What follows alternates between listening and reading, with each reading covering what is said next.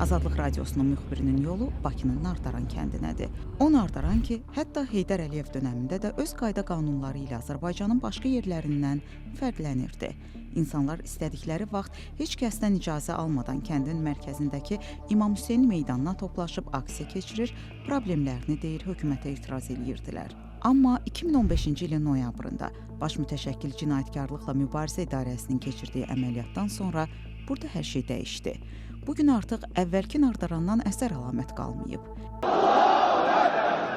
Hökumətin iddiasına görə Nardaran əməliyyatı ona görə keçirilib ki, başda Müsəlman Birliyi Hərəkatının rəhbəri Talib Bağırov olmaqla bir qrup silahlı cinayətkar dəstə toplaşıb şəriət dövləti yaratmaq məqsədi ilə kütləvi ixtişaşlar, terrorçuluq aktları törətməyi planlaşdırılmışlar. Bildirirlər ki, əməliyyat zamanı silahlı müqavimətlə qarşılaşıblar, silah-sursat aşkarlayıblar.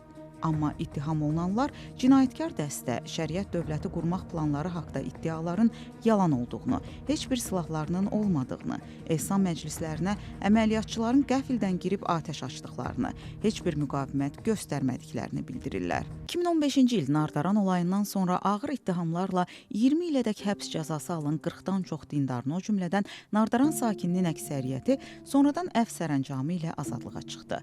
Hazırda həmin olayla bağlı həbs olunanlardan 5 nəfəri hələ də məhbus həyatı yaşayır. Onlardan ikisi Nardaran sakinidir. Birinin, Cahad Baba Kişizadənin həbs olunanda 18 yaşı var idi. Məhkəmədə dediyinə görə küçədən səs-küy eşidib nə baş verdiyini bilmək üçün hasara çıxıbmış. 9 ildir ki, həbsxanadadır.